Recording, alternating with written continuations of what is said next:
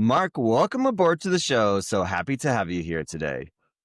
Thank you. Thank you for having me. So we started to talk about the kids, and I was like, no, stop, stop, stop. We want to record this. This is gonna be good. You were saying that the job is the boss. What do you mean by that? Okay.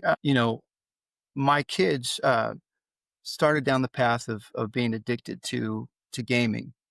Okay. So just to give you a little background, my daughter, my oldest one, I have four kids. My oldest daughter was graduating from a grade school and middle school, then going into high school, but through grade school, middle school, very high honors. So she was shadowing surgeons at the local hospital in our town, going into high school.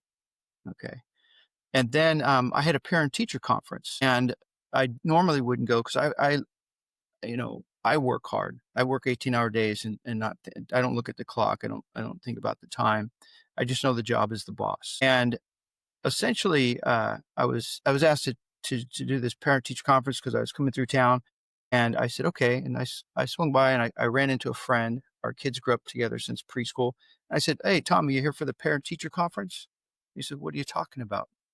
And I thought that was odd, and I went to the first teacher and I said, "Are all parents required to be here for this parent teacher conference?" She says, "No, only select parents." So I had three meetings back to back with my three boys. And she went on to show me the file, D's and F's. And not only was my oldest son failing miserably, but he was disruptive in class.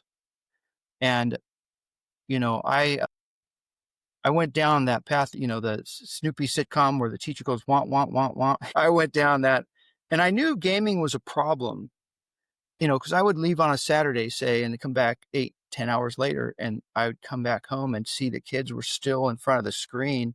And I would say, "Hey, have you been here the whole time?" And they'd look at me like zombies, and it was very disheartening. I'd turn that off, and I'd be this bad guy, this, maniac, unplugging TVs and telling them to get outside. It didn't take long for them to hear them running around, playing and laughing outside. But ultimately, my wife didn't have the voice, of she's like scream at them. I tell them 1,000 times, turn it off and go out. And so what I what I realized after this parent teacher conference, having three meetings back to back, getting the same message, I was driving home and I was shaking. I was shaking, and I got home and I ripped the cables out of the wall. I lost my shit. And my wife said, "Oh my gosh, what are you doing? What's going on?" And I took all the electronics and I said, "If you can't see what's happening here, our daughter's going to be traveling around the world as a brain surgeon, and our boys are going to be living at home in their 50s." And so I called the boys in and I asked my oldest son, "What's 7 times 7?" And he was thinking about it, like 7 plus 7. I said, "No, son, you're doing long division, and, you're working harder, not smarter." But the simple solution was this, is that I went to the dollar store and I got flashcards. And then when they got in the car, turned the radio on, I turned it off and said spelling words. And they all graduated with honors. Okay. Now, did they like me? No, they hated me. It is like a drug, when they can't get their fix. But I said, you're going to earn the right to play video games, right? And then this was really important. They would race off to other people's houses because if I didn't pick them up from school, they'd jump in somebody else's car. And then I would get home and say, "Where are the boys? I need to see the homework." I try to get this routine. And here, will you speak about this intrinsic motivation? Love that. I really did. What you're doing with your Guilty, kids guilty. is so foundational, so powerful. And they may not thank you 20 years from now, you know? I'm not expecting them to. I'm kind of planning on that I'm not. Yes, yes.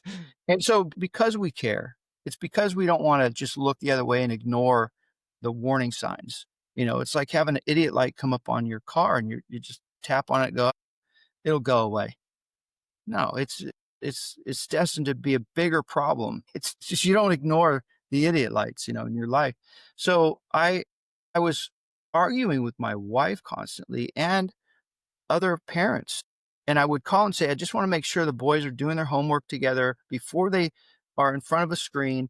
And they'd say, "Boys will be boys." And I'd hang up the phone, get in the car, go over there, get in the car. And my kids would be so angry because they were in the middle of a game, right? A Halo game or whatever it might be. And then what I realized is that I couldn't control their time as much as I wanted to see them start to succeed in school. And so I put them in sports. And this is really critical for a lot of parents. I said, my kids didn't have to like the sport. It was soccer, it was baseball, it was football, whatever it was.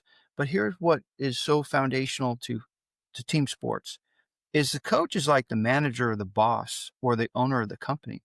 The teammates are like the coworkers. The people in the stands are the customers.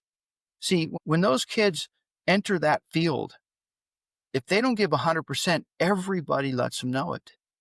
And that's life, right? There's no shortcuts to that. You're always on display. Your work ethics are always on display.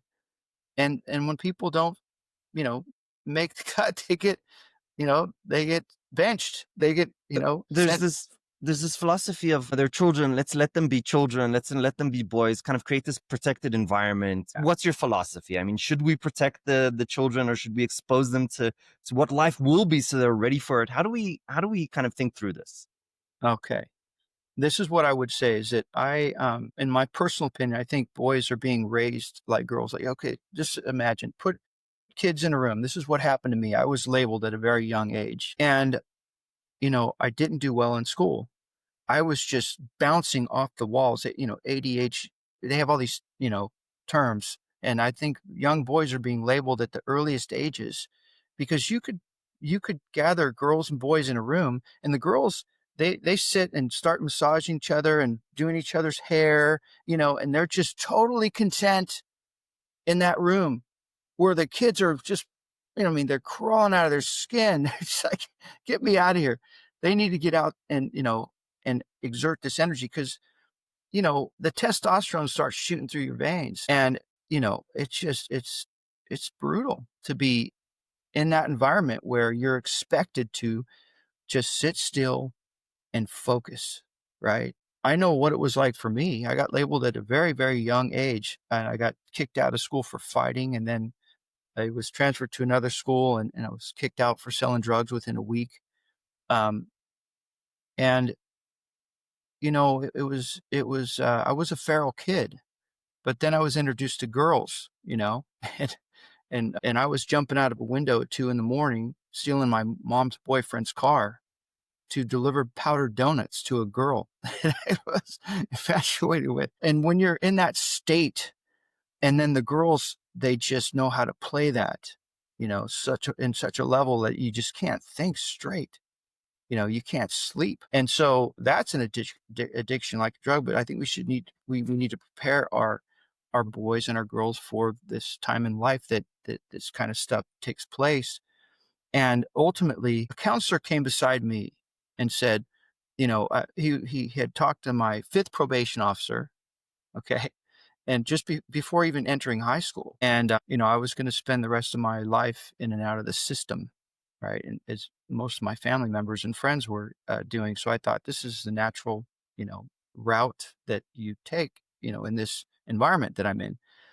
And he says, school's not for everybody. And he goes, the difference between a job and a career. And mind you, like, he called me out of class on a Friday. Okay, this was the third school that they had transferred me to. Said, this is your last stop. If you're not going to make this work, you're going to juvenile hall, and you're going to be the ward of the court. And I said, okay. And I didn't really care, you know.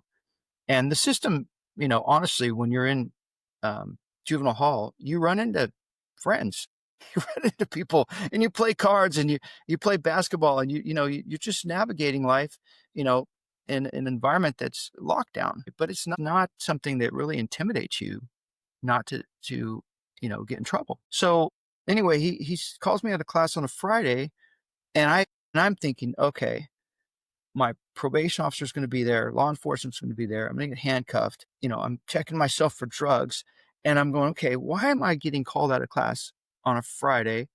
Because generally speaking, the only reason you get called out of a class in my situation is that you're in trouble. So I go to the counselor's office, Mr. Ostras, I'll never forget. And he says, hey, Mark, how are you? And he just talked to me like a normal kid that wasn't in all this trouble. And he says, at this school, we have a lot of electives.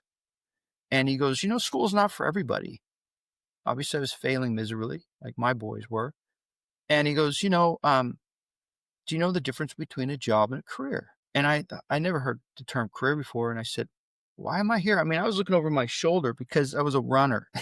You had to catch me first. And so, I just was kind of trying to figure out why, what are we here for? So he says, look, we have electives that other schools don't have. We have automotive, we have, photography. And he went down through the list. He goes, pick something that you would be really interested in. See, a career is something that you actually enjoy and they pay you for it. And a job is the grind, but sometimes you got to get through the jobs to get to the career. And so he explained this to me. He says, take this trade publication home and let's talk about it on Monday. So I put it in my backpack, classroom, finished the day, and then partied all weekend. Okay. I did acid that weekend and I was a zombie on Monday. I was, my family and friends were very much into drugs. Okay. So I was exposed to it at a very young age. And I'm glad that I didn't like it. I'm glad that my body chemistry, like, I could do a drug and get all the side effects where you could do the drug and get all the benefits. And so when I was on the drugs, I was like, when is it going to be over? The meth and the coke and the pot and all that stuff that you do that you get exposed to in this environment that I grew up in. And so I was thankful for that. But on that weekend, I come back Monday, he called me out of class and I like, oh my gosh, he gave me that publication, never even looked at it. And then I'm walking down the corridor and I'm just flipping through the pages, not even really taking in what I'm looking at. And I walk into his office and he goes, so Mr. Stofer, what do you think? You know? And I said, I want to be an electrician. And I have no idea, none, where that came from. I just want to give him an answer. Right. And he just said, that's great. He was so excited. He was, okay, we got a plan. And I was like, okay, all right. And I left there telling everybody that I was going to be an electrician, that I was going to Central County Occupational Center. But what's funny, this is funny because I had passed that vocational center hundreds of times while it was under construction. And I didn't know what it was, but that was in my route to the ghetto that I would do my drug dealings, you know, and I would party with friends and, it was just the ghetto behind, this trade school, the Central County Occupational Center. And I'm like, that's what that place is, you know? And it just like, wow, okay. And then I'm going to that school. I'm going to that because I'm familiar with it. And if I was familiar with it when it came to a school, it was that my objective was to break in and steal food at the cafeteria, cook something, spend the night on the roof, whatever, it was just being a feral kid that had no direction. And so when he says, look, if you just show up and try, if you just show up and try, I can get you into this trade school that a lot of adults pay a lot of money to go to this school and you can learn a career that you enjoy and get paid well for it. And it changed my life forever. That moment changed my life forever. And I want to add too, that when you live in this environment that I lived in, it's quite depressing. You can get really high on some stuff and then just feel like that, you know, life is amazing. And you come down and you're like, it really is less than amazing, a lot less than amazing. And it's very depressing. And it doesn't end well for a lot of folks that continue that lifestyle. And so with that, I just separated myself that weekend. After that weekend, I just disappeared. I literally disappeared from my family and my friends because they were such a bad influence in my life. And I took on not only the trade school, but also sports. So I lived at the school. I didn't want them to close the doors. I just wanted to keep learning electrical maintenance. I didn't have the math skills to be an electrician, but I did take electrical maintenance and I loved it. I was the teacher's pet. I was helping other students. It gave me purpose, this intrinsic motivation that you talk about, this intrinsic motivation. And how do we reach the heart and mind of these young, adults, young kids that just don't have any direction? and they're sitting in front of that flat screen. My concern right now, my passion right now is to help 7, 8 million men in their prime that seem to wake up every day having no purpose, you know, and we need them. Man, we need them in the trades. If you're in the trades, you're worth your weight in gold. We need them. And I think, gosh, what are they doing? And I would say this is 7, 8 million men in their prime not working. You know, most of them probably spend way too much time in front of a flat screen. And if that's the motivation that gets you up every day, that's pretty depressing. It really is. I can't imagine what that's like. And You, when you we need touched them, yeah. you touched on some really interesting points. I want to kind of poke each and every one of them. One is this idea of sports. That was part of your transformation at the trade school. Is that a fair statement? What do you Oh, feel like you learned from sports? You kind of set up the structure. I completely agree with that. But what are yeah. the actual lessons you learned through it? And maybe kind of tell us why you learned those lessons. Absolutely, absolutely.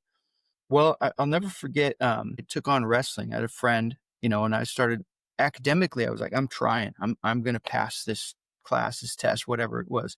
And it became, very passionate about doing well in school. And although when you don't have a foundation, I can study for 5, 6 hours and get a C, a D, and it was brutal. It was absolutely brutal. And having to, because never did my parents ever ask me, did you do your homework? Never, never.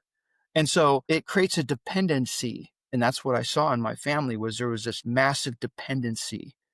Everybody, it not just so much dependency on how to survive, you know, but also it was like, okay, you're in trouble. This is how we're going to get you out of trouble. There was no accountability. It was just very toxic. So when I got into sports, it was like a drug. Okay, so wrestling was my first sport, and here I'm going over to. I was thirsty. I was going over to. They back then they had in the vending machines soda machines on school campuses, right? And I was gonna putting change in, and I heard, "Hey, get away from that crap!" And it shocked me, like a shockwave went through my body, he goes, "You don't drink that crap." It was my wrestling coach. He goes, "Mark, you want to do well in wrestling? Eat, nutritious food. You feed yourself this toxic garbage." And it changed my life forever. That moment, it was like, I don't eat crappy food. I eat healthy food. And then I did well in sports. And that gives you a foundation of resiliency to overcome other challenges in your life. And then you have a purpose, you have a vision, you have a like, I'm going to do well in my wrestling, in my weight division, right? And then you get turned on to other sports where they say, "Hey, you're good at that, but can you be good at this?" Right? Take track. And then your time is occupied all the time, focused on something that gives you purpose. Was And part so of it yeah, that, somebody believed in you? Somebody was like, "Oh yeah, you're going to be an electrician. Oh yeah, you're going to be an athlete. Oh yeah, you absolutely. can do this." Was that a big part Absolutely. of the change? Absolutely. And that's what I'm talking about with young men specifically. They're getting labeled early, early on, you know, and as a troublemaker, as a disruptive kid in class, whatever. And it's because the testosterone's racing through their bodies. Well, let me say this is now I'm concerned that because of the toxicity of our Western culture specifically, the testosterone levels on many young men is so low. We wonder why they don't have motivation to get out of bed. I mean, this is concerning. I'm writing to, Secretary of Health, Mr. Kennedy, to initiate mandatory blood tests for all kids, for anybody, any male and female for that matter. Even females need testosterone at a fraction, obviously. But the bottom line is that this is a major issue. And I wonder, what is causing that exactly? And I would say that the toxic processed food, culture that we live in, it's just, I think that it's something that didn't obviously happen overnight, but generation after generation of this toxicity, it catches up to you, just like drugs, just like drugs.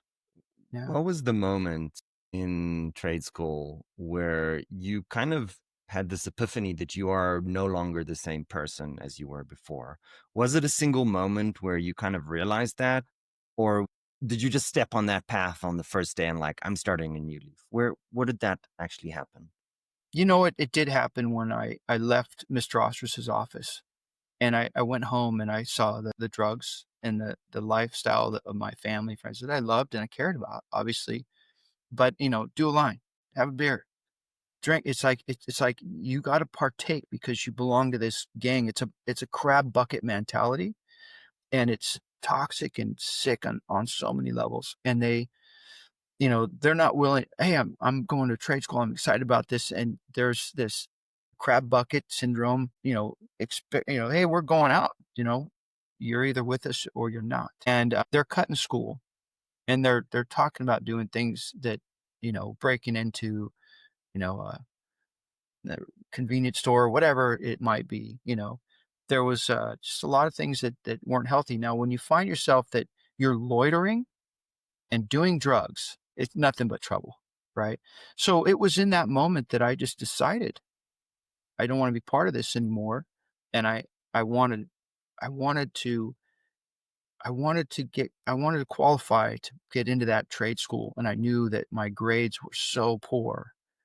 And he says, all you got to do is show up and try. We have tutors. We can get you into that school.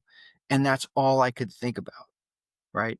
And that the sports came later because I transferred into high school and, I can't remember exactly what it was. It's like, hey, you should wrestle.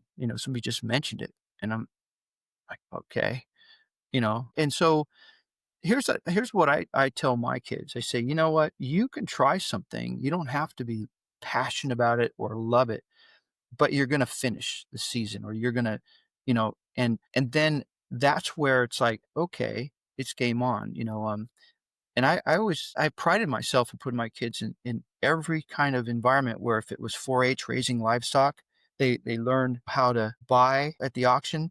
They kept track of their expenses. They took meeting minutes. They did all of this stuff that was just like business oriented. And this was the best part about it. I went to the fair, the local fair, when they're auctioning off their livestock in their marketing to corporations to come and buy their livestock, right? And they're learning every aspect of business, and the work ethics are extremely high here. And here's what I love in the livestock area at the fair. It says, "Parents, do not help your children." I loved it. I loved it.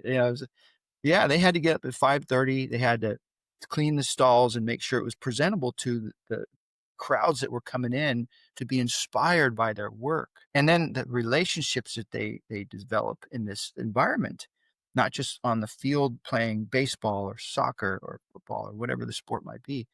Another one was an amazing one that I highly recommend is First Tee. First Tee is teaching kids not only the game of golf, but core values. Hole number one is honesty. Hole number two is integrity. Hole number three, and they learn life values, and they're out there. It's better than any daycare that you could put them into. If you're two parents working, and during that period of time in the summer when this happens, and man, it's beyond precious. And a lot of parents don't know about these things. A lot of kids don't know about these things. So sitting around loitering, playing video games all day is like, this is my only option. You're on this new path, but your friends and family are on a different path. What did those interactions look like when you came back to them? Was that challenging? Yeah. Yeah. No, it's, I want to say that I inspired a lot of friends. I'll give you one example. I had a dear friend I've known since fourth grade, and, he was strung out and he was still, very much entrenched in this crab bucket syndrome, you know, gang mentality. And I got into surfing, and I was just like, this is amazing, man. It's better than any drug. And so I would talk to him and I'd say, hey, come surfing with me. Absolutely. And then he'd be so excited. Obviously, he was on something, right? Usually it was crank. Crank was a big issue in our life. If you've ever seen Breaking Bad, I can relate to Breaking Bad. Yeah. My family members were the kingpin, and there was meth labs, if you will. And so basically I would go hunt him down and then he'd just be comatose. I said, okay, come on. You said we're going to go. Yeah, another time. So it took me about 2 years to get him in the water. And it was the most exciting time. It's like, yeah, this is great. I had a great time and all right, let's do it again. And I hadn't heard from him for a while, maybe just about a year.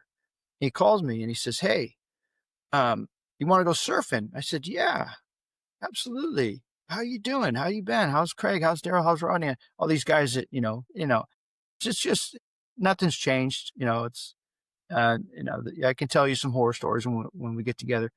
And so we're out there at 26th Avenue in Santa Cruz and he just looks really good. And I said, how you been? And I go, wait a minute, we're going 26th Avenue. That's pretty advanced surf. He goes, I didn't want to tell you. I've been practicing. And, I go, how's Craig? How's Rodney? And he goes, I don't talk to them anymore. And I said, what? Are you kidding me? Are you, because we've known since it's grade school. He goes, no, I had to get out of that circle, man. I had to get out and I don't stop smoking, stop doing drugs. And I said, oh my gosh, are you kidding me? It was a cloudy day. The clouds opened up. The beam of lights came through the clouds as we're dropping in on these waves and these school of dolphin come in and surfing with us on these waves. And I was like, oh my gosh, and so we were surf buddies for many, many years. He just recently moved to Nevada. And I go, you're moving away from the coast? You're moving away from the ocean? And it broke my heart really because we had so many amazing memories driving up and down the coast looking for surf, and it's not just paddling out and dropping in on waves. It's the journey, right? And I tell people it's the journey that you're missing out on. We could drive for the whole day and not find the surf. The conditions just aren't right. But it's the journey of that people are missing out on. And you can't get that through a flat screen. You're not going to get it. Did he ever come back and kind of share with you what attributed the change, why he took that step? Oh no, he said thank you for inspiring me, just like Mr. Ostrus inspired me. In a simple talk, a simple conversation that changed my life forever. This is to me unbelievable, because how can one sentence, one thing change a life? It's just unbelievable. Yeah. My story was I just went on I was doing like a counselor thing, and I got off the bus at the end of the trip, and I was seeing one of the other counselors. She actually got me into it, so we saw each other after the trip, and she's like, Ari, when you got off the bus, the children started crying. Wow. They Yeah. realized that was the last time they would see you. And I was like, okay, so we climbed the mountain together. I encouraged them. I told them some stories. I believed in them. Like I did what any counselor would do. Like, why did this have such a strong effect? And I was just in shock that you could have so much impact on such a small thing, to what was to me a small thing, but it's totally not a small thing. And I don't know, this kind of shocks me. I still feel goosebumps on what a powerful thing just believing in somebody can be. Yeah. Especially those that are labeled. I mean, I went through a lot of teachers, counselors, and just basically one way or another, they said you're a worthless piece of shit. Then you're going to amount to nothing. So when you find somebody that just like Mr. Ostrus, let's just say that as a counselor, you don't know everybody's background or past and what they're dealing with at home, right? And if you were going to be in the inner city and these kids were coming from the inner city, I buy, rundown dilapidated kennels with my kids, and we build out premier pet resorts is what we do. And we really enjoy the journey of the before and the after and the work that's involved and the job as the boss, and we just get it done. We worked 32 hours straight not too long ago. We were in Sparks, Nevada, one of our facilities, and a contractor came in and said, hey, we're going to have to wait till next spring. You're not ready. And the prices were all over the map, 92,000, and then I said, we're going to do it ourselves. I'm driving over this mountain to meet with my kids, and my son's like, Dad, I don't want to do this work. We have never installed artificial turf and there's a lot involved. I said, we could figure it out. YouTube it, YouTube it. We're going to do the work. So I said, just get the equipment, just get the material, just get everything lined up. So when I get there, we can just knock it out. And then this guy came in at 31,000. And I said, okay. And I looked up their company. And so that's the disparity in prices when you have supply and demand situations going on. And I said, did they actually come out to the job site? Okay. And I'm going to tell you this is that my kids are in their 20s and they own companies and they work on them where they're self-run and they're very successful. We reach full capacity. So no matter what you're doing in business, the only premise of business is to acquire a client. Then the only other premise is to increase the lifetime value of that patronage, right? Provide more services and, just increase the lifetime value of that relationship. Let's just say ethically exploit. Ethically, you got to be, ethical. Like they'd say, oh, I didn't know you did this. I'd love for you to do that, shuttle service for me or the grooming or the training and all these things that you offer. Basically, back to my story was that I'm driving over and I said, this landscape construction company that's going to install this turf for 31,000. He goes, yeah, Dad. He says, we're not ready. And I said, I talked to the guy. I said, please, we bought this facility in 2020. We had COVID. We had supply chain. We had material inflation. We had nobody wants to work. Went through like 37 employees we were just hiring anybody that had a pulse basically. And so we're doing most of the work. And so this was unprecedented on so many levels with many companies experience this, but not just ours. But ultimately in Nevada, there's this massive migration of people leaving California, going to Nevada, specifically Northern Nevada. And so you get stuck in this wheelhouse of just curveballs and things that you just didn't see coming. And so ultimately I said, look, we want to get this done. This 1-year project should not have taken 5 years. And we just want to get the resort opened. And he goes, okay, look, I'll give you 3 days, but you're not ready. There's a lot of work that needs to be done. And I looked at my boys and I said, sons, we have the weather on our side. We have the equipment and we have the material. Let's do it. And so 32 hours straight, my 3 boys and the guy came back out and he was just couldn't believe it. He goes, okay, all right, okay. He just couldn't believe that we had done the work. And then he came with his 4 trucks and his 12 guys and they finished the job. And it went viral, man. It just went viral. My manager over there she called me, says, shut it down.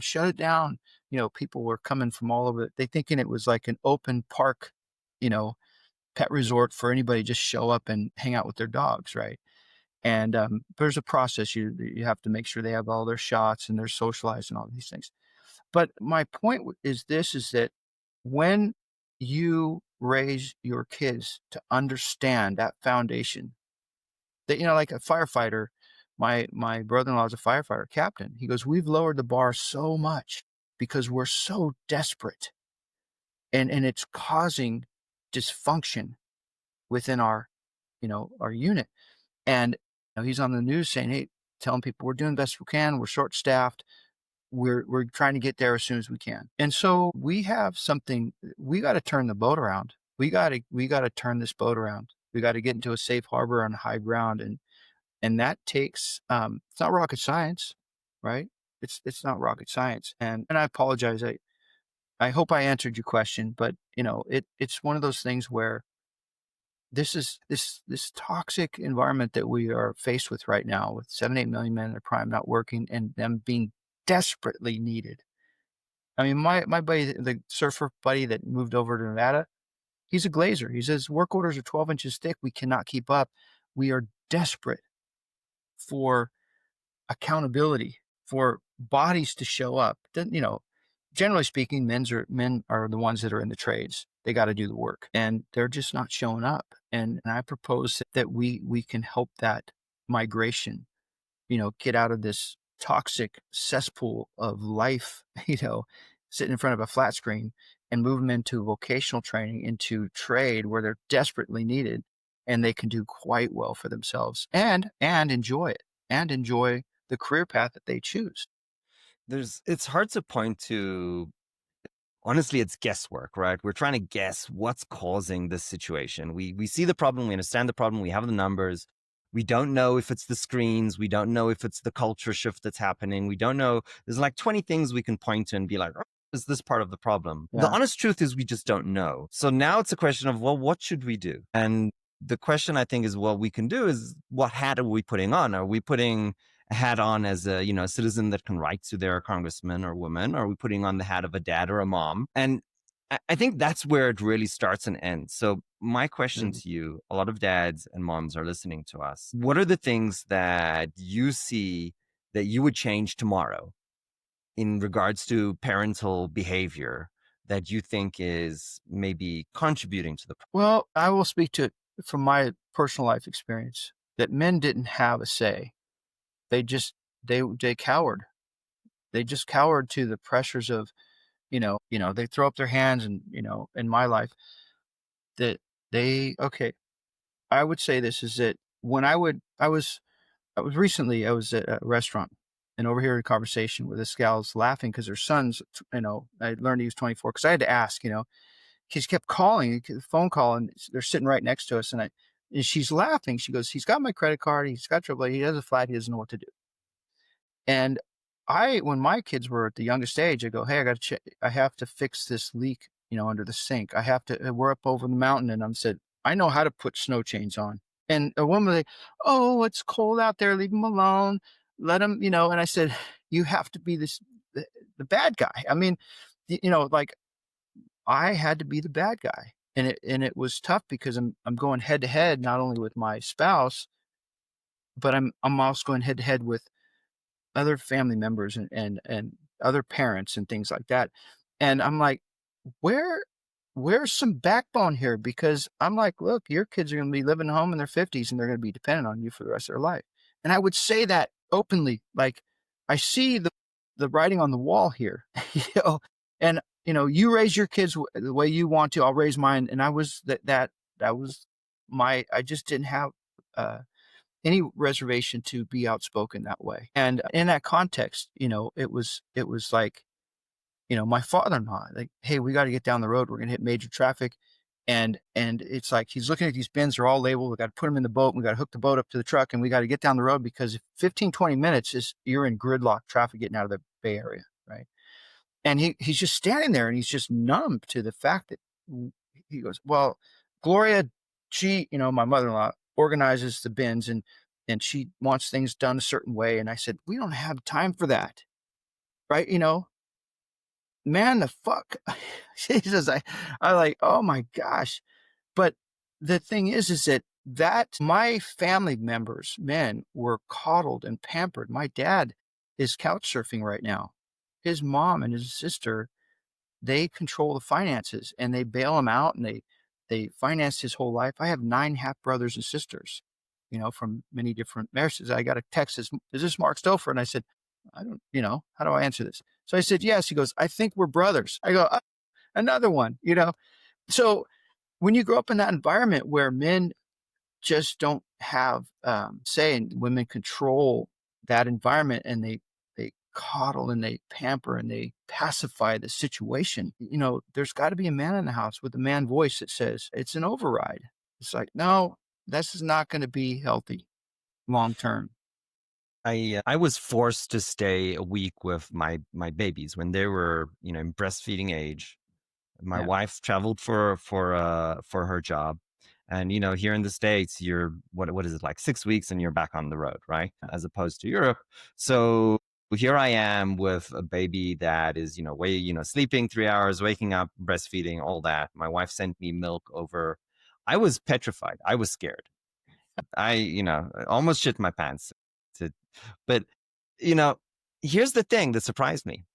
That event changed my life because Ooh. in that moment, I became the number one parent because my wife just wasn't there. Because when she's there, she's the person. At that moment, I became the person. My relationship with my kids forever changed. And I think that's an experience that many men are missing nowadays. They're Yeah. not being dads, they're being sidekicks. And I was we were living with her parents at the time, and I'm sleep training the kid. And I hear from, she's Lithuanian, so she has this very heavy Soviet Union accent. She's like, and I'm sleep training. So, it's, the child will cry. That's okay. And my mom, Ari, what are you doing to the child? Stop that. I'm like, Leah, I'm being a dad. And then my wife comes up and she's like, oh, my mom's upset. And I'm like, so like there's all these pressures coming from all these directions for you to shut up. And then I'm walking down the street with my brother, and I kind of, she's not letting him be a dad. She doesn't listen to him. He has no word. It's like anything he says has no value. And I see him walking down the street, and a balloon, he was holding a balloon, the balloon files off, and he kind of lets go of his child in the cart and chases the balloon. I'm like, what's happening? Why is it that so here's my argument, and I would guess that you would agree, but keep me honest here if you disagree. There is intrinsic conflict between how men and women see the world. Yeah. Sure, it's a little stereotypical, but there is intrinsic conflict, right? We see the world differently, we behave differently, we have different strengths. And my argument is that those differences in strengths, they create the whole. And if one of those sides, right, basically says, well, I'm not going to do my job, I'm going to be subservient, I'm not going to bring the value that I'm supposed to bring, it doesn't really work very well.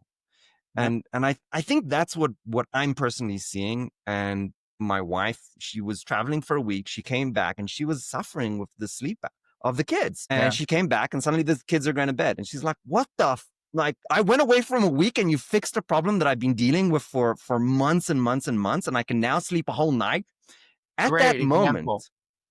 At that moment, because you just need to do the shit and you need to be consistent, and the child cries, like, okay, so it cries, so what? But she came back and her perception shifted, because I think that was one of the moments where she was like, dads do things differently, but it still has value. Yes. Wow. And this is like, I get so frustrated. I see friends of mine that just don't have a voice, and they don't think that what they think has any value. And the mothers sometimes don't support that because they haven't seen the evidence and the proof, right? So I don't know how to solve this, and I don't know how to advise these dads, except to tell them my story of like, look, I was terrified, I went through this, it changed my life. I was talking to a friend through one of the communities I volunteer with, participate in, and I told him that story, and I'm like, here's what I'm going to do. I'm going to send you a text every morning. You're going to send a compliment to your wife every morning. And then at the end of that week that you've done that, every morning you've complimented her, morning, afternoon, and night, you're going to ask her to take a few days off, and you will be the number one parent. And he's like, oh, this is how you do it. And I explained to him all the sales tactics, and he's a sales guy. She's like, oh yeah, that might work. That might work. So I need to send that text, by the way, because I promised I'll send him a reminder every day. And I mean, that's all I can think of. But I mean, there's got to be something more that as a society, we can kind of come back to understand that men have a role, and it's not bad or evil to say that men are protectors. It's not a bad thing to say that. Like, that is our job. When did that become an evil thing? And I got a little bit up on a soapbox, so I apologize. But no, it's real. It's real. It resonates with me very strongly, and it kind of pisses me off that we're kind of not doing our job in many cases. Yeah. And to that, our first daughter, it was brutal. Like, we were zombies, and we were up all night. I was making warm cereal, driving her around the block, just pampering, 3 or 4 times a night. And we went to a party, and my wife would be like, it's your turn. She's just like, don't let her cry. And we went to a party, and we looked like zombies. And it's 2 years into it, and we were creating this monster. And I was allowing, because I was allowing it, knowing that this isn't right, but I didn't have the courage to say stops. So it had to be somebody that said, is she soiled? Is she hungry? No. So we were training her to get up 3 or 4 times a night. And then we weren't getting any sleep, and then we're not getting along, and there's no intimacy, and all these kinds of things come into play. And then, let's bring her into the bed between us. And it's like, that is not healthy. Okay. So then we sought counsel. We went to, it was It was somebody that was an expert in this area, and that she says, you don't encourage it. Like, you're encouraging it. You're creating this monster. And she was a brat, man. I mean, a straight up brat.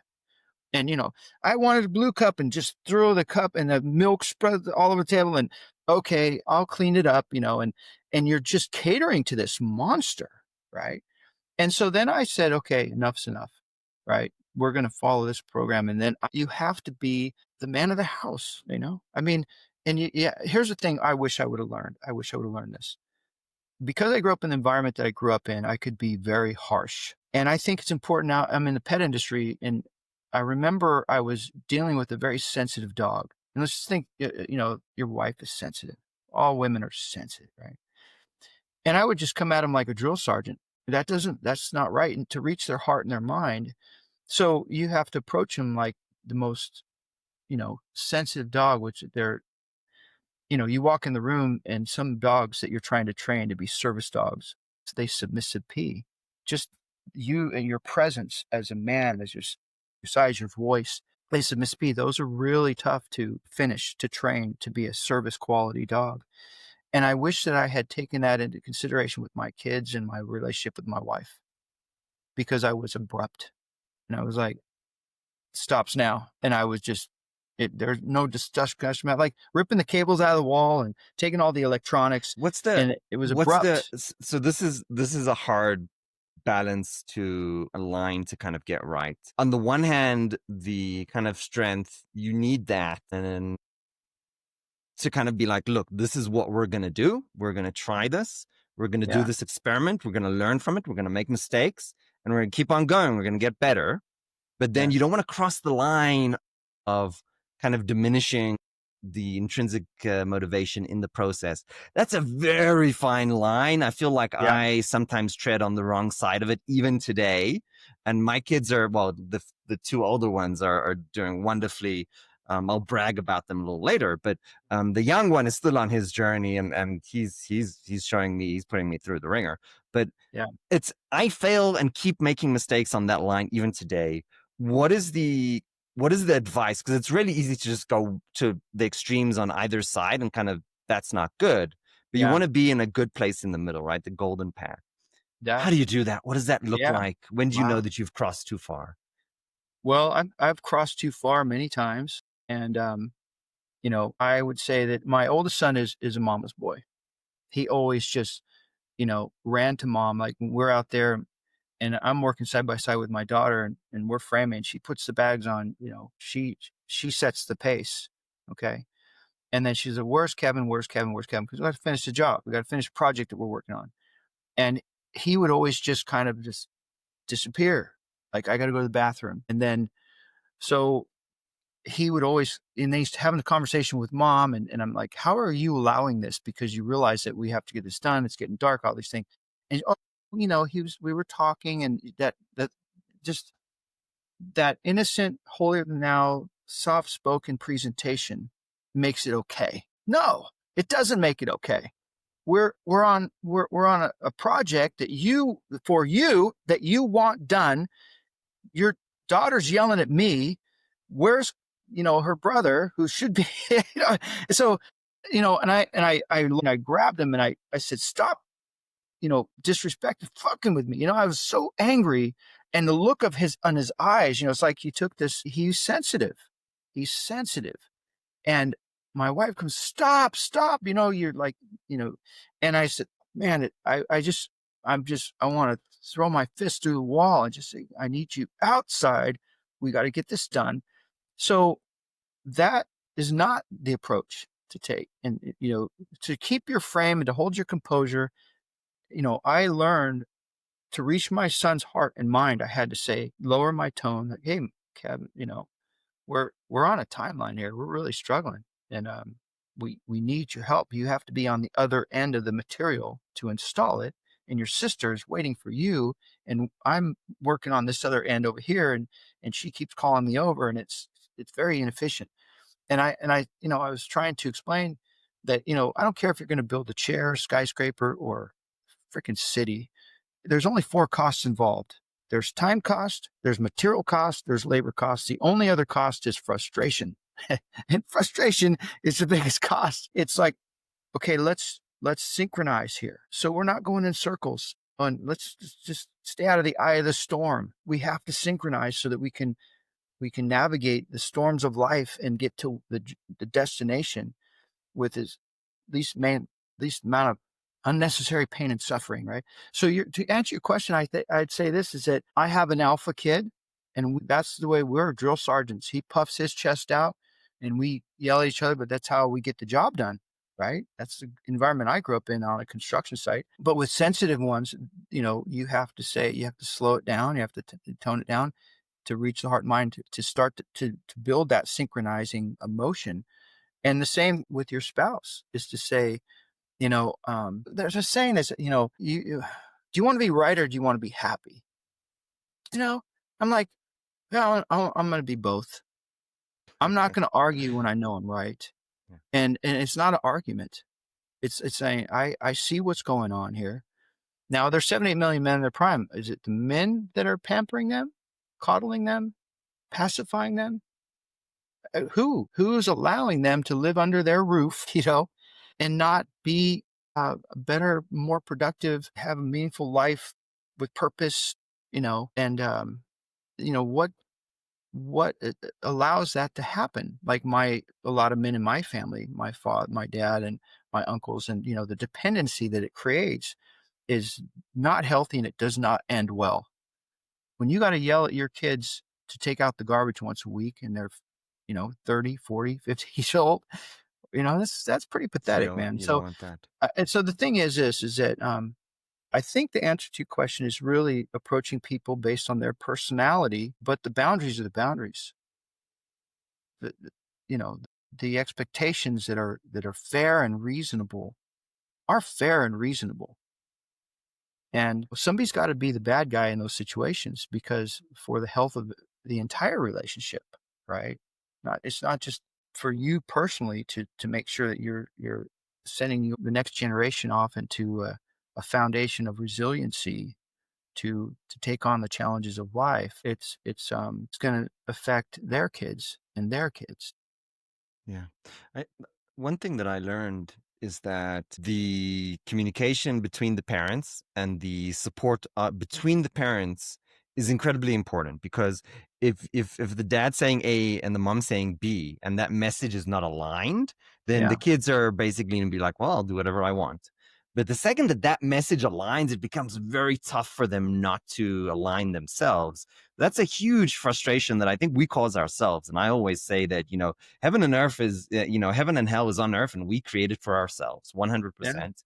Oh, And many well times said. parents are doing that to themselves. I think like if, Yeah. if the dads and moms that are listening today just figure out how to communicate, and align yourselves with each other on how you should behave with the kids, God, you're going to save yourself so much frustration. So that's a small piece of advice Oh, that yeah. I would Yeah. give. One of the things, there was a father that came to me he was struggling with some stuff, and he realized my stance on things. And listen, my kids are in their 20s and they're very successful. Okay.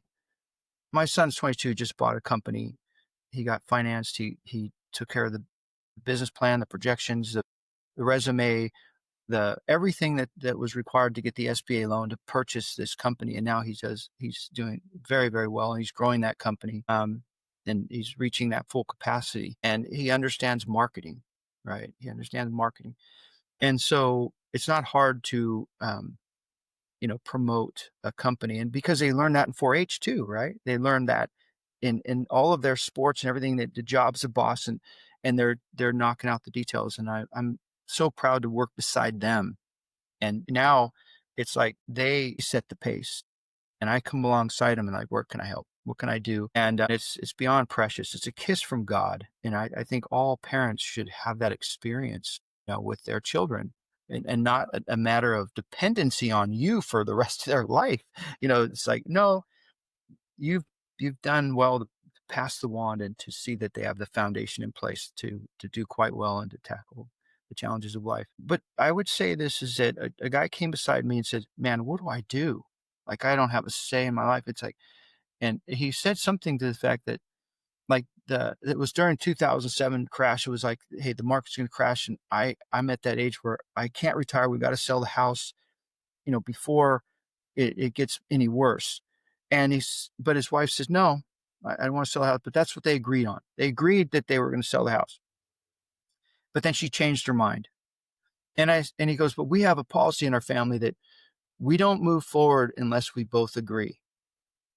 And I said, Clark, listen to what you just said. You don't move forward. Like you're on a boat. You see the white caps, the cloud formation. You see the storm on the horizon. You're going out to deep water. You're screwed. You're committed to be in the eye of this storm that's coming. And now is when you turn the boat around and you're saying, well, we have a policy. If we don't both agree, then we don't do. And I said, well, you've made a decision. You've agreed and you're going to go in the eye of storm and you're not going to retire because you have this massive mortgage and so obviously it didn't end well, but he didn't have the courage to turn the boat around. He didn't have the courage to say, this is what we agreed on. This is what we're going to do. And, whatever counseling you have to go to navigate the details of all of that stuff, what it was is he was right. He was right. They should have sold the house. They should have moved on and found, their retirement. It was their chapter in life where they would then afford a retirement, right? Because he didn't have the courage or the courage to stand up to what was happening. He was handcuffed to a very unfortunate situation. Now, I would say that that's where, men in my life, they just threw their hands up and just, they just cowered, and they didn't know how to approach their spouse or lovely other, that we love our grandma, we love our moms and whatnot. But I'll give you a story. A police officer comes home and he sees that his house is full of merchandise that's his wife and his daughter are shoplifting. And he's a police officer. And he says, hey, this has got to stop. Is it enough? There's no more of this, right? Well, they just ignore him and they keep doing it. This is a true story. And then there was a search warrant. They were followed. There was a search warrant. They got into the house and his picture was on the local front page of the local newspaper. He lost his job. He lost his pension. He lost it. So what I'm saying is we all have to think of ourselves as that police officer in our lives, raising our family and having a say, because there was no question whether he was right. And so my grandmother died with 4 fake IDs. My aunt and my grandmother, they were into shoplifting, insurance scams, identity theft. They were into it big time. My grandfather found some paperwork. It was a Social Security number, and he flipped out, man. And he's, this has got to stop. My uncle was somebody you did not want to cross paths with. It was a shit show. My mom, my aunt, it was just a shit show. But my grandmother was at the helm of it all. And my grandfather would just throw his hands up and just, he would go get on a ship and travel and deliver oil. He was a merchant marine. And I think and it didn't end well. My uncle was murdered, not murdered, but killed by distant relatives, cousins, if you will. And so what it comes down to is this, is that it could be as simple as, hey, the kids are not allowed to watch video games throughout the week. And on the weekend, if their grades are good, that they earn that right. And then the chores that we do. My kids were on stools. This was your week to do dishes. We are all working together. This house has to be clean all the time because we're on display. We have customers coming. We have employees and all these kinds of things. And they learned to pick up after themselves. We were not their servants. Their room was clean. And here's the thing. I had to quit my job. This is how serious it becomes. I'm a testimony to what it takes. I said, I quit. Everything's running amok. You're allowing all these things to happen. The kids are watching TV. They're going over to a friend's house. I said, our daughter's going to be traveling around the world as a brain surgeon, and our kids are going to be living in their 50s over my dead body. So I quit and I became the full-time dad. And I went military. I got rid of all the stuff. Their overwhelming room was just, you say, clean your room. It's like deer in the headlights. They couldn't even imagine. And they could spend hours, and then it looked like a train wreck. And so I did a military thing. I had shirts, socks, underwear, shirts, pants, 3 drawers. And then in the closet was all their sporting gear for that season. Right. And I said, if I ask you to clean your room, it's going to take you 10, 15 minutes. And it streamlined everything. And then the house was always clean. I'm meticulous about keeping the house clean, and less is more, less is much, much better. And so, but here's what I would say is that I had all this extra time when I put them in school. I'm like, oh my gosh, the house is clean. You know, all the chores are basically done. And I'm like, oh, I can go surfing. I mean, it was funny because my aunt, oh my gosh, my aunt would close all the windows and she would watch soap operas all day long. Her husband was a mechanic, and, he loved his alcohol and he loved women. And ultimately, my aunt, though, she didn't work. She was a stay at home mom. And during the summer, she'd watch us. And then, half an hour before he comes home, she'd open the windows and we'd be stuffing all the clothes under the bed and make it look like the house was clean. And she'd be sweating like she'd been working all day. And, she melted into this couch. It formed her body. You know what I mean? She gained all this weight, and, it was toxic. It was sad and toxic. And she'd be yelling and screaming like, hurry up and get the vacuum and da da da, all this kind of stuff. And, but it was just a hoard fest of, stuff in this house. And he'd come home and, like dinner should be ready. And that was the presentation, that was, if you look behind the curtain and saw what it was, it wasn't healthy and didn't end well. Right. So I think we should avoid that, in our life is that, yeah, I went military. I kept it really, really simple. And it actually made that was my wife at the time, it made her really angry. Like I had, when you watch movies, sitcoms, men are stupid. You watch commercials, you watch sitcoms, you watch movies, and men are trying to take, like you did, and you took on that role. And it's like, oh, you're going to fail miserably because there's not a woman in the environment to make it right. Come on, man. Really? I guess because I was at a very young age, I would overhear all the stuff that my aunt and my mom and my grandmother and my uncle were into. And then everything, when my grandfather entered the room, everything was staged. Like it wasn't happening. The insurance scams and all these shoplifting and all this kind of stuff that was happening. And it was a facade. And when you see that so much, and then marrying into a Christian family, where I remember telling my wife, I said, we went through a lot of counseling. And I said, I can't compete with your presentation because your soft spoken, holier than thou, innocent presentation isn't truth.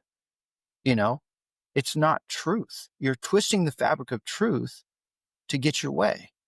And I'm navigating the repercussions of that. And we have neighbors threatening to sue. We have county officials red tagged on issues. I'm saying, I do not agree. I do not agree. I do not agree. And the more I say I do not agree, the walls get higher and thicker. And I'm like, how do I have a say in this house without being this monster? You have to contend with that. But I would say that when you're dealing with somebody that is, I said, I hear all the worship music. It's like you're a bulldozer with a million crosses, and your worship music's so loud, but it's still doing the damage, right? It's still doing the damage. And you're saying, just look the other way. In my life, it was like, look the other way or else. Like that police officer that was coming home to all that shoplifting, his wife and daughter were saying, look the other way or else. And I'm proposing that men should take the or else and do it in such a way with grace and not with, I made a mistake. And I look back and I go, I wish I had the right frame. I wish I had the right presentation. I don't think there's the perfect presentation, but there is a presentation that says, I care too much to look the other way. I love you too much to ignore and deny what is obviously the wrong direction for how to navigate the storms of life. And how do you turn that boat around? Like literally, how do you turn the boat around, get into a safe harbor on high ground where you can all agree to disagree, right? Right. And I then, haven't figured out the right answer, but I think that the first step is just acknowledging that you don't know. And if you just acknowledge that yes, I need to be strong. Yes, I need to do the right thing, but also, yes, I need to figure out how to communicate this in a way that I'll be heard, and yeah, that will be a team, and that I'm not going to do this right, and I need to figure out where, when I'm making a mistake, I need to catch that, I need to apologize, I need to acknowledge Yeah. that I can do the right thing the wrong way. Like, I think as long as you have that mindset that you're making Yeah. mistakes and that you're not holier than thou, and that I Yes. am not perfect, I'm making mistakes right now, and tell Yeah. me and I will try to adjust. So as long as you have that mindset, I think that's probably the best I figured out how to do. If anybody in our audience has a better suggestion, please call Mark and me so No, we can learn. I've done my share of asking for forgiveness. I Yeah. really have. With my oldest son, he doesn't talk to me. There's things that I'm seeing that I don't agree with.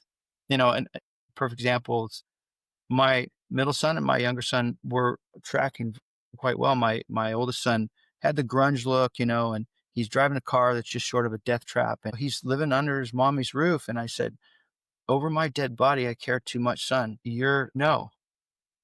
And like, "Dad, you don't have a say." And I said, "You think? You don't think I have a say?" I was hard on you because I didn't realize and I didn't approach him the way I should have. I was a drill sergeant when trying to approach a very sensitive young man. And I didn't understand that. And so, I apologized to him. I said, I did my best and you're going to be a better man than me, you know? And so, but he still keeps his distance. But at the same time, I'm seeing his lifestyle that concerns me. And he got into the THC thing and he's working with Uncle Billy up in the ranch and, they're doing, and I just go, oh gosh, and I said, son, whatever you decide to do, you have to take everything that comes with it. When I go up there and see Uncle Billy with a pistol on his side, and I'm like, what's going on? And he goes, oh, the mafia's moving and, everybody's growing. And, it was just, I go, son, you really don't want to go down this rabbit hole.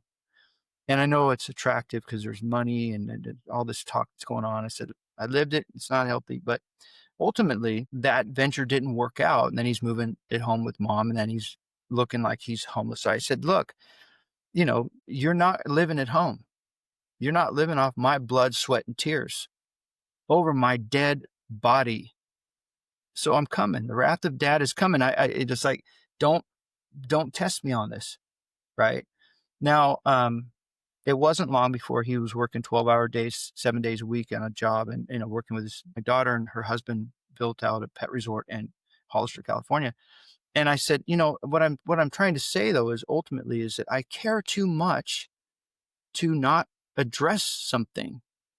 And if I don't have the perfect presentation and that's my downfall, then so be it. So be it. Mark, My we heart's have my heart's in the right place. Period. If your heart's in the right place, I guess that's what the bottom line is that if your heart's in the right place to make a positive impact in the lives of your children or others, and it's not being, you're not being malicious in any way, and there's no personal gain to you that you're like, okay, it's what's my gain in this situation, this relationship, then I think that is the only answer. That is only you know, solution to moving forward and seeing growth, positive, healthy growth. Is it? Yeah, that's my take. Mark, we have only one scripted question on this show, but it's a hard one, and I kind of promised this to you up front. It's our last, our closing question. If you had to go back to the hardest points in your life, whether it 5 minutes ago, 10 days ago, or in your 20s, what advice would you give yourself? Yeah, yes, just to be more sensitive to others and approach people based on their personality. And yeah, that's what I would say is that was my downfall. It's my presentation it was never quite glamorous. It was too harsh at times. And yeah, to be more sensitive and to approach people and understand their background's not my background and their challenges aren't my challenges. And I can't truly understand the depth of what what they might be going through is to be sensitive to that. That's the advice I would give if I was to go back. Mark, thank you genuinely from the bottom of my heart. Thank you for being Gnarly. so honest and transparent and sharing your story with our audience today. I hope that, your story will inspire people to, that it's just that 5 minutes that changes a life. And I, Yeah. I truly believe that that can happen, and I've seen it happen, and that's part of the reason why we do this show. So thank you so much for joining today. I appreciate All you. right. Thank you so much. It is an honor, really. Thank Enjoy you, your sir. content very much. Thank you, sir.